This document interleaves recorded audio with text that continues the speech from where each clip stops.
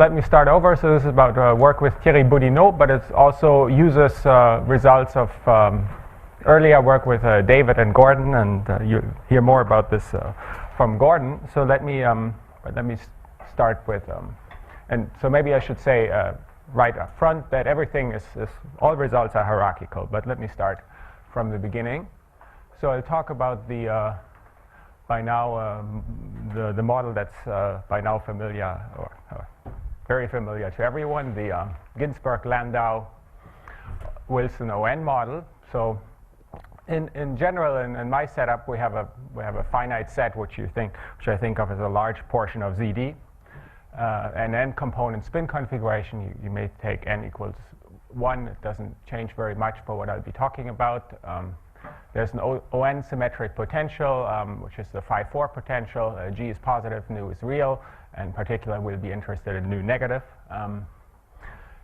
There's a spin coupling matrix, which you could think of as the nearest neighbor Laplacian, but it can be more general. In particular, the hierarchical model is a more general choice of this Laplacian. And I'll be making that choice later, but for now, let's assume that this is the nearest neighbor Laplacian.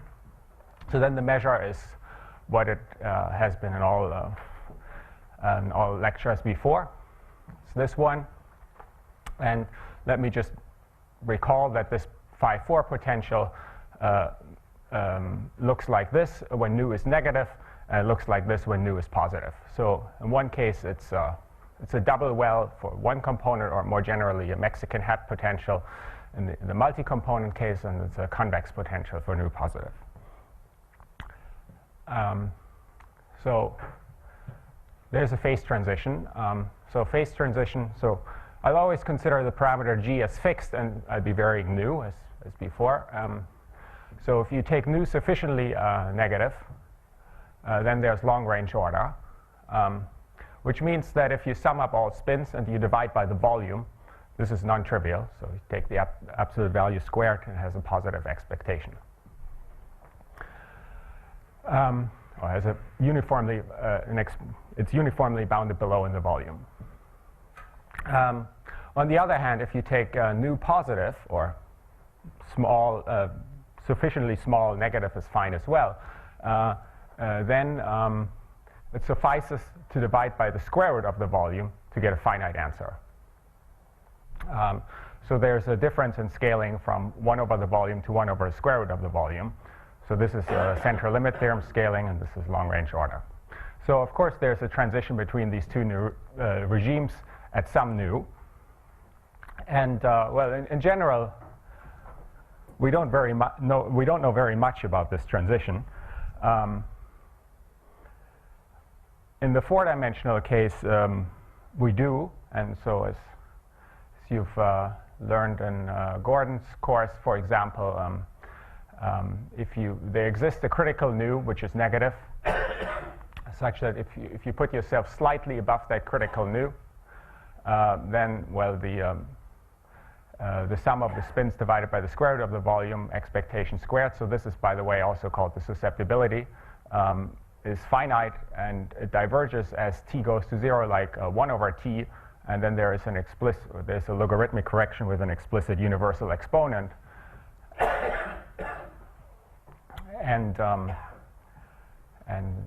Okay. And what I'd like to stress at this point, perhaps, is that exactly the same result is also true for the hierarchical model, which I haven't defined yet, but which has been mentioned many times before, and I'll define it later. So the same statement holds in that case. Okay. But, well, in the spirit of this, this semester and this conference, what I'd like to try to understand is dynamics. So we're looking at Glauber dynamics, or the dynamical phi-4 model, if you like. Model A in the physics terminology, somewhat discouragingly, because there's also model B, or Kawasaki dynamics, C, D, E, F, G, H, and J. So there are quite a lot of problems left. But I'll be interested in model A. So Glauber dynamics in equilibrium. And in our setup, there's no problem of well-postedness here because we're on a lattice. So everything makes sense. And we're, in fact, also on a finite volume. So lattice finite volume, but we're interested in what happens when the volume becomes extremely large. So the basic question the basic questions from my point of view or the point of view of statistical mechanics is what is the large-scale behavior of the correlation functions, for example? As Antti explained, the infrared problem. There's a related question. It's not exactly the same, but it's related. It captures mostly the time aspect of the behavior of these correlation functions, which is the spectral gap of the generator of this Markov process. And what we'd like to understand is how these depend on the parameters of the model and on the volume.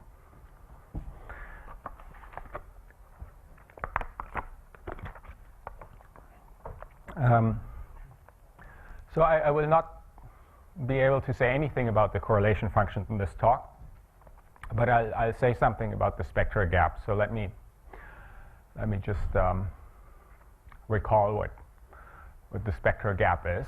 So if PT is the semi-group associated to the Markov process, it's associated to this SDE, then the spectral gap, well, is the smallest non-zero eigenvalue of the generator, or in other words, it controls how fast the dynamics relaxes to equilibrium. So it's this constant, it's the relaxation related to the relaxation rate.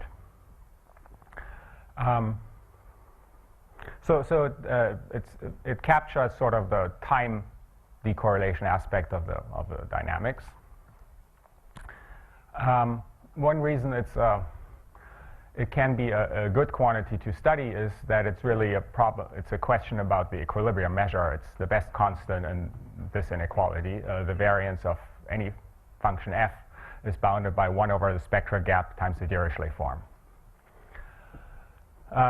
So we'd like to know what the spectral gap is for these models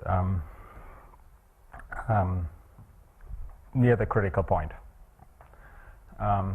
So that's the basic question. It's easy to get an upper bound on the spectral gap if you already understand what's happening in the static case, because, well, the spectral gap has this variational characterization. How does this follow that the spectral gap is? Sorry? And the definition, the first definition. This definition? Semigroup, but how does it follow that the second thing is equivalent? The equivalence. Sorry, how does the equivalent follow? Is it a deep factor? No, it's linear algebra basically. It's you just write the semi-group in terms of the spectral decomposition, and the semi-group is e to the t generator or something, and then you. So it's basically that. So why gradient? Where does gradient? Oh, this gradient. So that's so this is the. Okay. So this is the Dirichlet form. If you integrate by parts, you get f, and then there's the generator of this Markov process f. I guess gradient is the same as the Laplacian in the equation, but why, for example, potential does not contribute? Well, the potential contributes indirectly, because if you could integrate this equation by parts. Okay. And then, well, this expectation has the Hamiltonian in it. So you'll be differentiating the Hamiltonian, and then you'll see this. I mean, the Laplacian is not the same Laplacian. Not the same. Oh, yeah, so sorry, that's something, that notation on my part here. There's two Laplacians in play here. This Laplacian here is the lattice Laplacian, and these gradients here are gradients in the space of fields. So these are gradients on an extremely high dimensional space. This is the lattice Laplacian. So yeah, sorry about that. It's not great notation. Just thank you for clarifying this. Is it okay now? Yeah, it's better. Okay, so it's if you understand the static case, it's easy to get an upper bound on the spectral gap just by definition. You can plug in any function f you like, and you get an upper bound on the spectral gap. And if the function f you can plug in, for example, is 1 over square root volume times the sum over all spins, say first component, This function has Dirichlet form 1, and so the spectral gap is bounded above by, for any function f, the Dirichlet form over the variance of f. This is 1, so it's just 1 over the variance of f, and that's just the susceptibility. We know how the susceptibility behaves asymptotically as the critical point is approached, and so that gives us an upper bound t log t to the minus n plus 2 over n plus 8 in the 4-dimensional case. So, it's immediate from the static case that the spectral gap closes, in fact, superlinearly in dimensions 4 and lower, sublinearly, I guess. So the non-trivial question from the point of dynamics is, well, to get a lower bound on the gap, so that controls how fast it mixes. Okay, so the lower bound on the spectral gap is really the non-trivial aspect. And so just to give you a flavor, not very much. Do you have two t's in your system, in your notation? Not really. So little t is always the distance to the critical point. Is it time? And that's also if you Good. Yeah, but there's not going to be any time from this point on, because because we're going to be evaluating the spectral gap in this formulation. Okay, so thank you. Good. So to give you a flavor of what's not known, if you take the phi-4 model, any dimension, or you can take any spin model with unbounded spins, it's not known that the spectral gap is bounded below if you're on the high temperature phase. It's easy for sufficiently high temperatures, but it's not known up to the critical point. The same is for the, if you take the ON sigma model where the spins are on the sphere, or any ON model, it's similarly not known, even in the case when the spins are bounded in this case. This question is well understood for the Ising model, where the spins are bounded, and there's other structure that helps, monotonicity and so on. So if you're on for the Ising model on ZD, it's known that the spectral gap is bounded below everywhere in the one-phase region, so everywhere above the critical point or the low temperature region if there's a magnetic field. But there's no effective control how the gap closes as you approach the critical point. It's known it's positive if you're epsilon above the critical point, but not how it goes to 0 as epsilon goes to 0. In Z2, on a box in Z2, exactly at the critical point, but not slightly above the critical point, there is a polynomial lower bound in terms of the size of the volume on the spectral gap, and this uses two-dimensional methods, in particular Russo-Simo-Welch bounds for the Ising model, which kind of a mixing bound. Sharp exponent is known. I'll get back to that. But even on the tree at the critical point, the sharp exponent isn't known. So there's very little actually that we know. On the other hand, this is what is certainly going to be true. If you're on ZD, dimension bigger than 2, and with that, for one component d equals 2, or otherwise, there's going to be a unique critical point, and there's going to be a critical component exponent, which I'll call Z here, such that the spectral gap closes polynomially in dimension, or sublinearly in dimensions 2 and 3, with the log corrections in dimension 4, linearly in dimension above 4. Well, we know nothing, none of this, of course. And even in the physics literature, Slava, correct me if I'm wrong, but it's not known what these exponents Z are, even for the two-dimensional Ising model, where basically all other exponents are known. This exponent isn't. So it's conformal invariance is less helpful, I suppose, when you have an extra dimension, which is time. Okay, so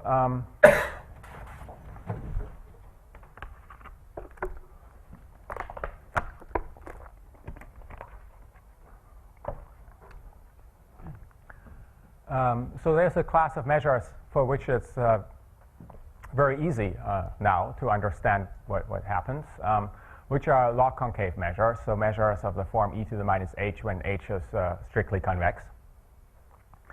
In this case, they're powerful and easy to get inequalities. So I'm not mentioning Brascamp here because I'm not using it. That also is, of course, a stronger version of some of what I'll be saying. But let me focus on the Brascamp Lieb inequality, which is this inequality. If you want to control the variance of any function f, this is bounded by, so you take the expectation gradient f, then the Hessian inverse gradient f. So in particular, if h is uniformly convex, so it's bounded below by lambda times the identity, you get a spectral gap 1 over lambda. So it gives a lower bound on the spectral gap in terms of just the Hessian of the Hamiltonian. The Brascamp Lieb inequality follows easily from this Heffer-Sjöstrand representation, which is this exact, it's not an inequality, it's an identity. The covariance of any functions f and g can be written in this way as expectation gradient f. Then there's this Heffer-Sjöstrand operator, or Witten Laplacian, which is an operator acting on a big space, so it's acting on L2 of the space of the invariant measure. Tensor, or vector valued functions taking on the space of R to the lattice. So it's a space that acts on functions that depends on a lattice point and a field, if you want. And so this gradient, maybe for emphasis, is the gradient in the field here. So this acts like this. This Laplacian is the Laplacian on the very big space. It's not the lattice Laplacian. I apologize for that. It's so you have this formula, and it looks a little bit complicated, but it's actually very easy. It's just integration by parts. So to get this formula, it's just integration by parts, and maybe a little bit of functional analysis, but it's easy to get. And once you have it, the Brascamp Lieb inequality follows immediately, because this is just the generator of the Markov process, which is positive. So you can bound. And L will be a self-adjoint operator, which you can bound below by dropping this positive part, and you get a lower bound in terms of the Hessian, which is exactly the Brascamp Lieb inequality.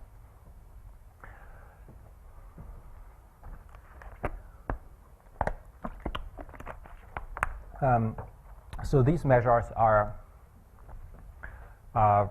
okay, very well understood. Unfortunately, our measure looks like this, so it's not convex. Oh, right. So I thought I'd bring this this quote from Wilson, 1975, because no one has mentioned it. I think it's cute. So anyway, so in a paper in 1975, he wrote the renormalisation group is at present an approach of last resort to be used only when all other approaches have been tried and discarded. And so on, and he goes on that it's rather difficult to formulate it, and so on. And he concludes that it will probably require several years of stagnation in elementary particle theory before theorists will accept the inevitability of the renormalisation group approach despite its difficulties. I think this, so anyway, I'll leave it at that. So this Brascamp Lieb can be used in the high temperature phase then? Or Yeah. So you said it's an open problem in the well, high temperature. high temperature phase meaning up to the critical point. Once you are at very high temperatures, it's easy. You can use this, for example. But this is not enough when you're. No, it's not enough to get to the critical point. So it's enough for mean field theory, roughly. But okay, we can.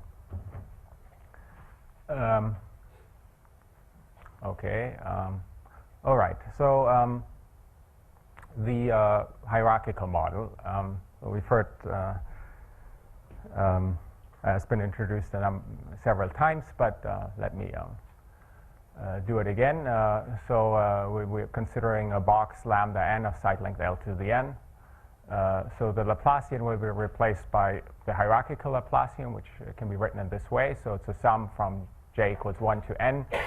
L to the minus 2j, you should think of this as the analog of the Fourier mode 1 over k squared. And then there's the projection, which is defined as follows. So first, qj is just the operator that replaces the field by the average over a block of side length L to the of scale j. So these are the blocks of the different scales. 0 blocks are just the points. 1 blocks are first level of blocks. 2 blocks the next level of blocks, and so on. These qj's just replace the field by the average in that block, and these pj's are the differences between these averaging operators at different scales. And then you can see that p1 up to pn together with qn are a resolution of the identity, and so this is a spectral decomposition for the hierarchical Laplace operator. So this is exactly the same that Antti explained. Well, as he also explained, well, reason it's a good toy model is, well, it has the correct long distance behavior. So since we're always in finite volume, and I'll be adding small mass, which will be will be very small relative to the distance, and then the Green's function of the hierarchical Laplace operator decays just like the Euclidean one. So it's x minus y to the minus d minus 2, and dimensions above 2, and then dimensions 2, it's log x minus y. And of course it has small distance structure, but so this is sort of so this hierarchical model has a long history, and as Antti explained, it sort of captures the problems that you encounter if you try to write down perturbation theory. It has the same features, the same issues as the Euclidean model, while at the same time simplifying the overall structure of significantly of how the renormalization can be carried out.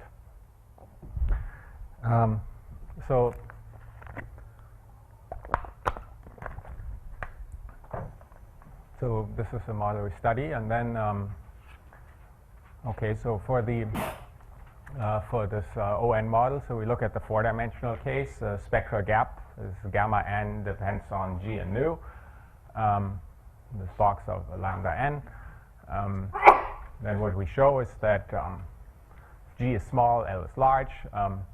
The spectral gap closes at the critical point. So the upper bound we've already seen, it's t log t to the minus n plus 2 over n plus 8. And there's a lower bound, which is also t log t to some exponent. This delta is not 1. So the exponents in the upper and lower bounds don't match, but we see that the spectral gap behaves like t log t to an exponent at the critical point, which is in line with what's expected. Of course, we expect a sharp exponent, but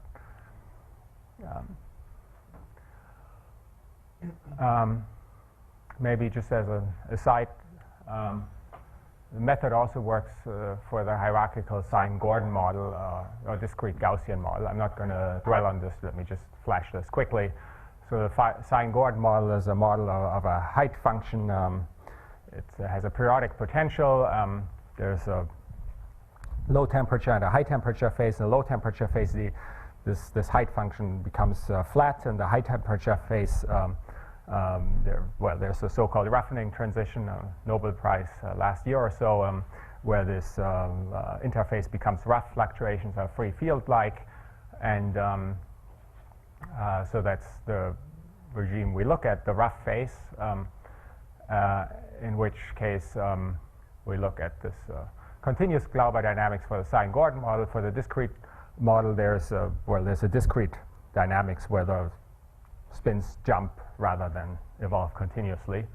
And if the temperature is small enough, so below the KT transition for the Sine Gordon model, or small enough for the discrete Gaussian model, the spectral gap behaves like in this case, L to the minus 2n. So maybe let me mention here that so this model has a non-compact symmetry, so you have to add a term to localize it, and we use a convenient choice here, which is just this term. So it's very small compared to the main terms, but it's a bit arbitrary. But so this is just a convenient setup, and so in this. Okay, so it's just an illustration that okay, also works here. So how does so what do we do? Well, we can you still show again your original? This? This one? So there is, what is the dependence on L? It's only. Well, you can take, so if you're strictly, if T is of order 1 above the transition, then this is uniform in the volume. If you take T n-dependent small, well, you see L. You can take T up to L to the minus 2n. So you can get L to the minus 2n here as well, and then you have a log L to the minus 2n.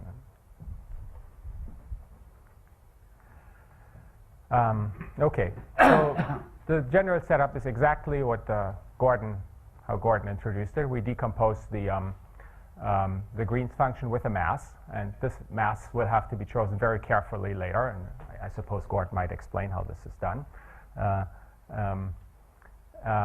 But we use the hierarchical model. So these CJs are hierarchical covariances. And in fact, for the experts, I mean, there's another, so we can decompose the hierarchical covariance, but there's some flexibility on what you put in CJ and what you put in CJ plus 1. And we use a convenient choice here that what we put in CJ is proportional to the projection operator J. You can do this. Okay, it's, I'll get back to this, why this is good here. Okay, let me leave it at this. So What is lambda J? So lambda J is just, I mean, so this C is just some constant. So this will be L to the 2 J in if m is equal to 0, and then there is a term that decays very quickly if m is positive. L to the minus 2j. No, it's L to the plus 2J, because the Q has, Oh, I have that. Okay. yeah. Roland, Yeah. how do you know that the lambdas are not negative or something like that? Well, we compute them. There's a formula. I didn't write down the formula, but I mean, if m is 0, this is L to the 2J. So computing them is a bit of an overstatement. They're completely explicit. But yeah, that's important, of course. So then the initial potential is, well, it's the original potential we're interested in, except that we wrote, if you like, we subtract a counter term from the mass. So we write nu naught instead of nu, where nu naught is nu minus m squared, because we've put the m into the Gaussian part. This is, okay. And then we inductively define the sequence of renormalized measures by just integrating out these covariances one after the other, like Gord explained. So there's no rescaling here. So one reason it's convenient not to do rescaling here is that, well, it's a matter of choice and taste, but in the massive case, the rescaling, well, the rescaling is, is less canonical. Let me leave it at that. In the massive case. So, okay.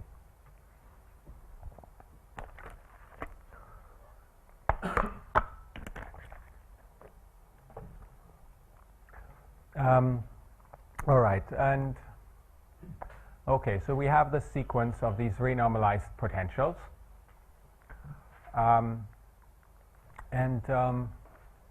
So these renormalized potentials, they can be associated to a measure. The field under this measure is called the block spin field. So this renormalized measure mu j just has this Hamiltonian, well, has the Gaussian part of all the covariances that haven't been integrated out yet, and then this potential e to the minus vj. So this measure is the measure of the block spin field. There's also a fluctuation field, which depends on the block spin field.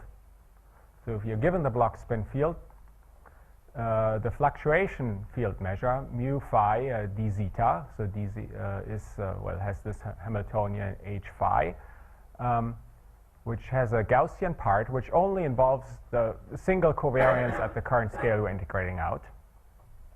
And then it involves the renormalized potential shifted by the block spin field. And you can check that with these definitions, you can, this is a conditional expectation. If you evaluate an expectation of f with respect to the renormalized measure mu j, say j is equal to 0, then this is the original measure. This can be evaluated by first evaluating the fluctuation field given the block spin field phi, and then evaluating the block spin field.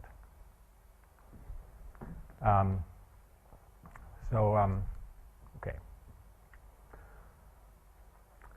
And so here's an important fact. So recall that the original measure we're interested in is this one, so it has this Hamiltonian, and this potential is very non-convex. It's a macroscopic non-convexity, and it's not a small one in any perturbative sense because it's right at the phase transition.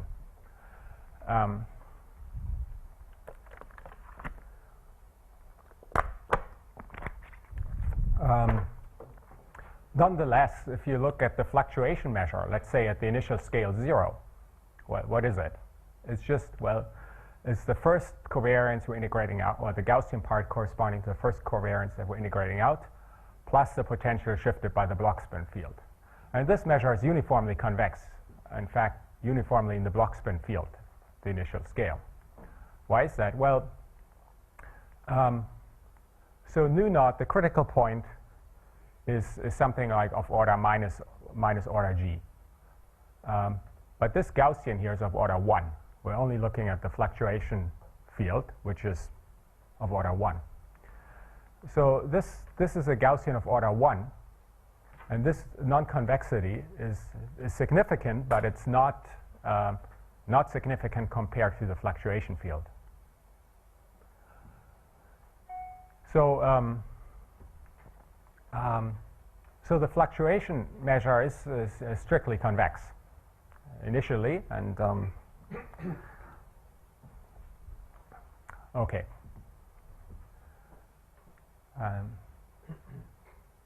And in fact, Alessandro, to answer your question about the high temperature regime, so here we've done this in the hierarchical case, but you can do this for any spin coupling matrix. You can on the lattice, you can always split up a little part of the identity. And if the temperature is high enough, this measure becomes convex.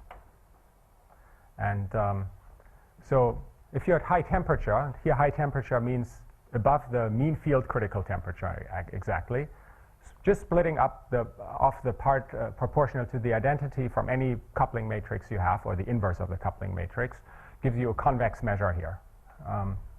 And in fact, Thierry and I wrote a very short paper which has a one-page proof of the Log-Sobolev inequality on the mean field critical temperature condition, where the previous proofs are a lot longer. So if you just use this trick, you get a one-page proof for the ON model, NEN, and the temperature is sharp in the mean field case. Well, this is only one scale. So in the mean field case, you only have one scale. So now we have many scales, and doing this once only gets you a little bit, gains you a little bit of convexity, which is not enough if you are in the in a setup where you have many scales. Okay. So what we do is, well, we want to prove inductively a bound on the spectral gap, and in fact it's convenient. It's not at all necessary, but it's convenient to change the terminology slightly and talk about these. Maybe this is somewhat non-standard notation, but what I call a Brascamp Lieb inequality is the following generalization of a spectral gap. So you bound the variance of f by gradient of f, then there's some quadratic form d gradient f. And so a spectral gap is just the case where this quadratic form D is proportional to the identity. So D is 1 over the gap identity. And then there's an inductive, so we have the following iteration statement. We assume that the renormalized potential at scale j multiplied with the covariance matrix that is to be integrated out is bounded by minus epsilon, where epsilon is a constant that's less than 1. So it bounds the non-convexity of the potential by 1 in this case. And we assume that the block spin measure, so the measure at the next scale, satisfies a Brascamp Lieb inequality with some matrix dj plus 1. So, or a spectral gap, if you like, with some gap 1 over gamma j plus 1. And so then there's this inductive statement that the measure 1 scale before, mu j, also satisfies a Brascamp Lieb inequality, or a spectral gap, if you like, where this matrix dj is given by, well, it has 2 terms. One comes from the renormalized measure, so it has this dj plus 1 here, and it has a factor 1 minus epsilon squared, where this is this epsilon that bounds the non-convexity. And then has another term that comes from the fluctuations, which shows up where the covariance shows up and has a 1 minus epsilon. QJ, what is QJ again? QJ was the projection onto the spins of scale j, yeah. The blocks of j, yeah. But and here the induction seems to go the other way around. Right, yeah, goes the other way around. So we assume that we know the renormalized measure is good, and then we show that the original measure was good as well. And once we go to the very end, the renormalized measure is a measure on one variable, if you like. So we know it's good, and so that starts the induction. So this looks like a pretty natural bound. It's actually a bit more delicate than it looks. I'm just going to give you a so the starting point is what you always do in this business. You decompose the variance into 2 parts. So the variance is this. You can just what? You can write it in terms of as 2 parts. Once you have the expectation with respect to the block spin field over variance with respect to the fluctuation field, and once you have the variance of the block spin field with respect to an expectation of the observable f. There's 2 terms, a1 and a2, and so this term a1 in this business is always easy to bound. The term a2 is where is the one that's delicate. So let me start with the term a1. So in our case, this a1 is the fluctuation measure. So given the block spin field phi, it's the fluctuation measure, and the assumptions guarantee that it's log concave. So we can just apply the Brascamp Lieb inequality, and we get a bound for this term, which is the one that I stated. It has the Cj over 1 minus epsilon.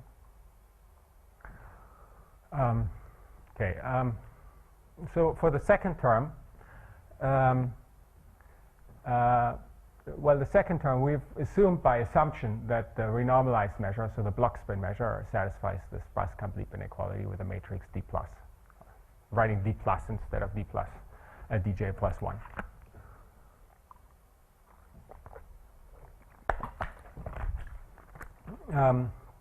Okay, then what you need to do here is, well, you need to differentiate with respect to the block spin field this conditional expectation, conditional on the block spin field that integrates out the fluctuation. And that is a computation you can do, and what you get is a covariance. So you have this covariance of the function f with this fluctuation field, zeta. Now we use, well, this measure mu phi is convex, so we can use this Heffer-Sjöstrand formula that I mentioned earlier. You can write this in terms of this Heffer-Sjöstrand operator.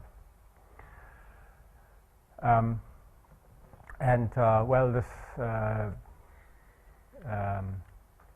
Heffer-Sjöstrand operator is bounded below by the Hessian of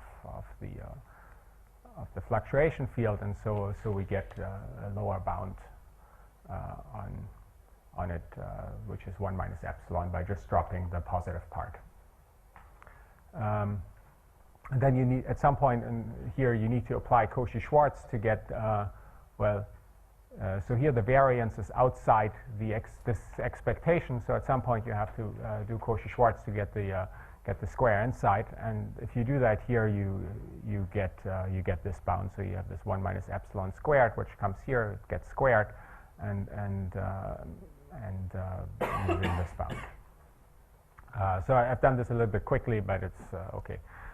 And the right-hand side is, if you rewrite it, is exactly what I stated in the second term.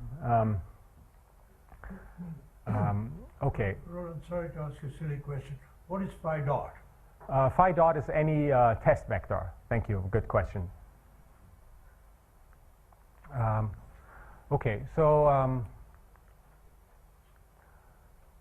so what we have is well, we have this so if we can show that the Hessians of these renormalized potentials are bounded below uniformly in phi, and so this is big if. Then we can, or whatever these constants epsilon j's are, we can by iterating the theorem before this one, you get this Brascamp Lieb inequality for the original measure, and it involves the sum of all covariances, and then there's these constants delta j, which renormalize these covariances, if you like, by these factors here, which involves all these lower bounds on the renormalized potentials. Okay, and so these CJs, we know exactly what they are. These are just the original, the decomposition of the original Green's function. So these are, for example, like L to the 2j, and so you need to evaluate the sum if you knew what these epsilons are, and you get a lower bound on the spectral gap. And so the main question is, what are these epsilon L's? Okay, so maybe let me, well, heuristically, what are they? Well, we start with a potential like this, and then as we renormalize close to the critical point, what happens is, well, this double well gets flatter and flatter, and as we go far enough, it becomes this really flat, almost convex potential, but not strictly. So this is how it looks in the small field region, and that's also true in the non-hierarchical case. Of course, this bound is an assumption uniform in phi. So it's an assumption on the renormalized potential in the large field region.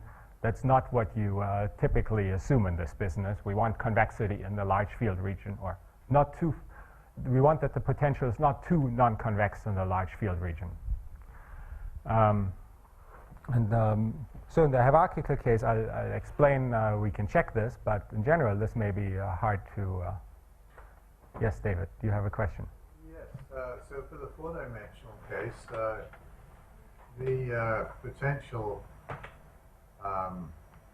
is like g5 to the fourth, but g is logarithmically small, so it's not only becoming a degenerate convex, but also extremely weak as well. Yeah. Yeah, that's all taken. It doesn't cause any difficulties. Well, I'll show you. I mean, so right. So what I'm saying here is we need a very strong assumption on the renormalized potential, one that maybe I actually don't have a very good intuition whether this something like this could be true in the non-hierarchical case. It doesn't seem completely unreasonable, but it's a strong assumption. Okay, so how does it go? We so what do we know? So what do we know in the phi-4 case about these renormalized potentials? So well, as Antti explained, in the hierarchical case, the renormalized potential decomposes as a sum over the blocks at the given scale. I'm sorry, I can ask my question in a better way. I've understood it better. Okay. So, is the T that you have in your spectral bound what you'd have for the massless Gaussian? Yes. Thanks. Okay, so as Antti explained, the renormalized potential can be written as a sum over functions, one for each block, and and this phi b, vj b phi only depends on the field in this block. B and phi is in fact constant on that block. So it's really these are functions on Rn, and Rn is this little n that's fixed, the number of components.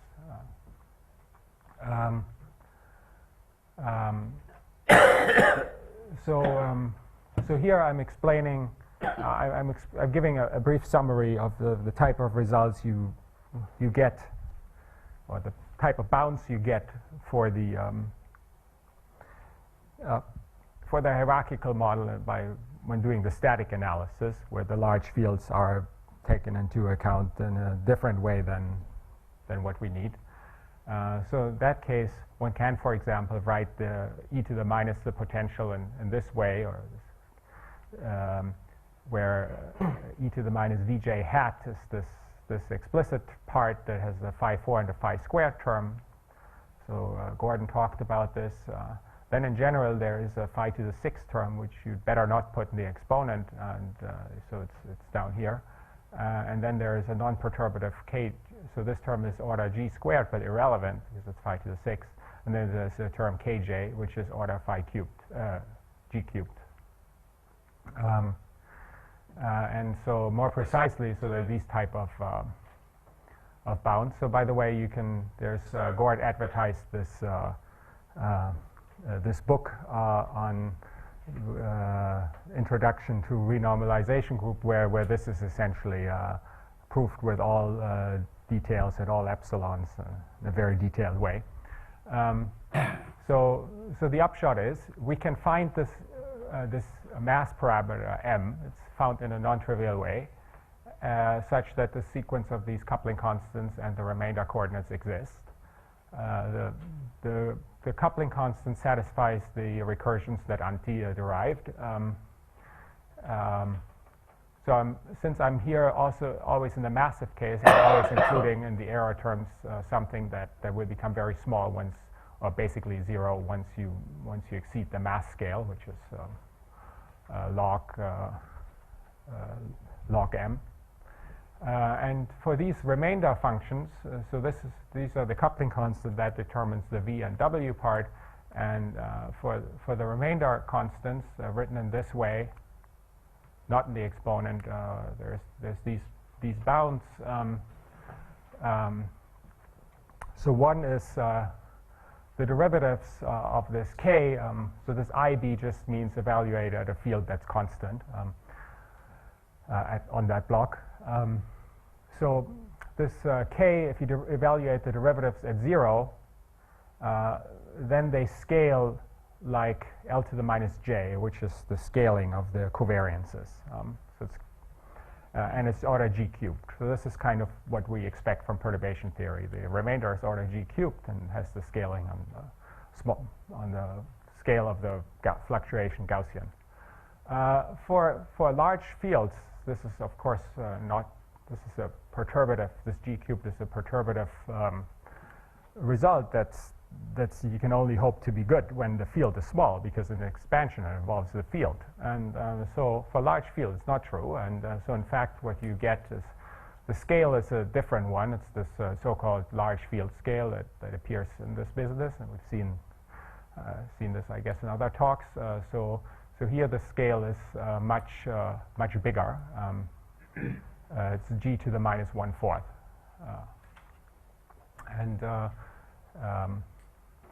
and then these k's are bounded by g to the 3/4.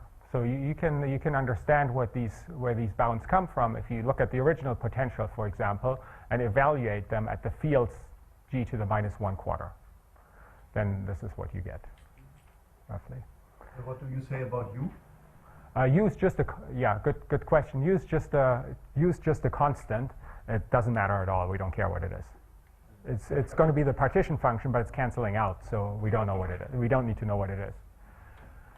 And right, and so, well, what we know is this, there is this m that is in relation, so this m we choose in the decomposition of the Gaussian is related to the distance to the critical point in this logarithmic way. And so this, okay, so this is, so these are all things that are related to what that are all in this book and that Gord has partially explained. So what I'd like to say a few words about is, so this gives basically, we know explicitly what this potential is in the small field region, but we also need some weak information what happens for large fields. So the intuition is, well, all of the significant non-convexity is in this small field region. And so that's why we can compute these constants epsilons basically precisely, because we know exactly what the potential is in the small field region. But we still need to know that the large field region doesn't mess things up. And so in the hierarchical case, it's a very simple induction, in fact. We inductively prove that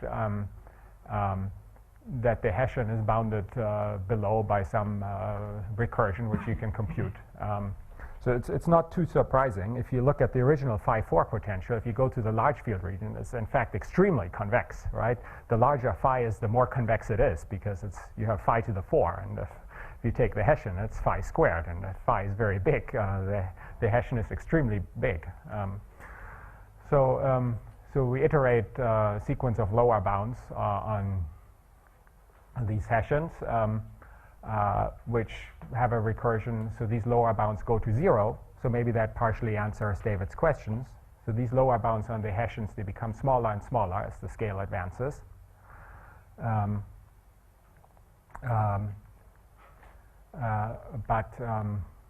So these epsilon j's, you should think of them as at the order of the coupling constant squared, maybe. It doesn't really, a square root doesn't really matter. We just need to know that it's not 0, or bigger than 0, say. So the way this is done is not very deep here. We have this formula for the renormalized potential, which is just integrating out the fluctuation field. So we can compute what the Hessian is by just differentiating this formula. It has two terms. One is the expectation of the Hessian of the unrenormalized potential, and the other one is a variance term, which comes with a minus sign. We want to get a lower bound, so this minus variance is, if you want, the dangerous term. But you can rewrite, using the Brascamp Lieb inequality, you can get a bound on this, and that involves further gradients, which make this gradient phi become a Hessian, and you can rewrite this whole expression in this way. And this way, well, so you get a bound on the Hessian in this way.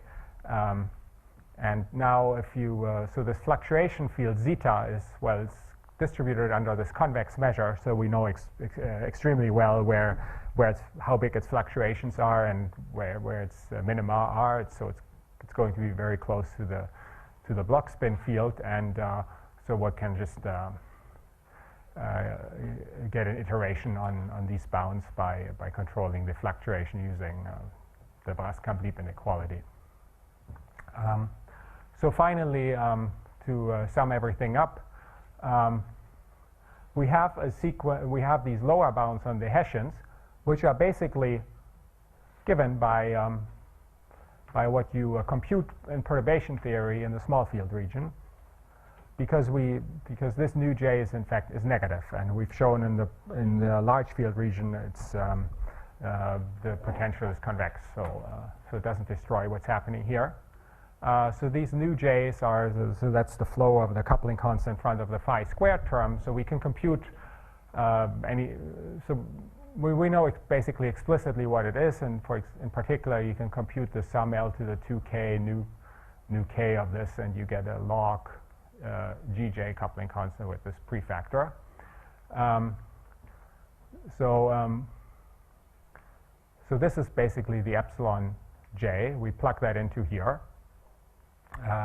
It amounts to these sums. We get exponential log g with these prefactors, so that gives a coupling constant g at the mass scale jm with some negative exponent. So this g at the mass scale, well, is logarithmic in m. M is, well, t log t to this exponent. So if you collect all terms together, you see that this gjm, in fact, expressed in terms of this t, the distance to the critical point, is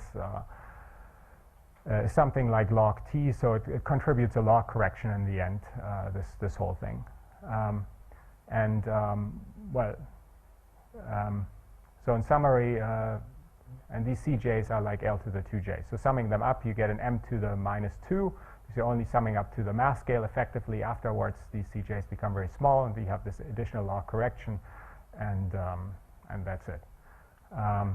Okay, that was all.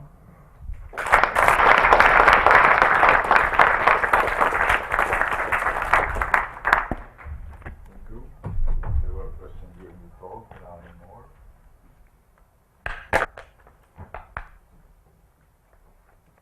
There. Could you prove a log Sobolev inequality? It's a good question. For log Sobolev, I mean, basically, so as I mentioned in this high temperature case, was not a problem integrating out the first term, and then you got a log Sobolev inequality using the same method. I think if you did this here, one delicate point is, I guess I'm too far now. Is in this term, you really need a 1. So if you want to prove a log Sobolev inequality, the large fields are much more delicate. So basically, this Cauchy-Schwarz that I mentioned here is a lot more delicate to do. And the only way I know how to do it in that case, you basically get a 4 here or something like that, or maybe it's not even a 4. It's a bigger constant than 1. If you have a bigger constant than 1 here, this whole thing explodes. So it's actually a bit delicate. So I guess it may not be impossible to do the log Sobolev inequality for here, but we thought it wasn't. I mean, we haven't spent any resources on trying to get the log Sobolev inequality for this case. Yeah. The true large field behavior should be just simply the variational principle you get by minimizing the gradient phi squared part and the phi 4 plus zeta part, minimizing over 0. If you had that by some miracle, would all of this become much easier? You mean if you had? So the effective, the V, Yeah. the real V, Yeah. the true large field behavior for it should be just simply the sum over all tree diagrams, which is the minimum.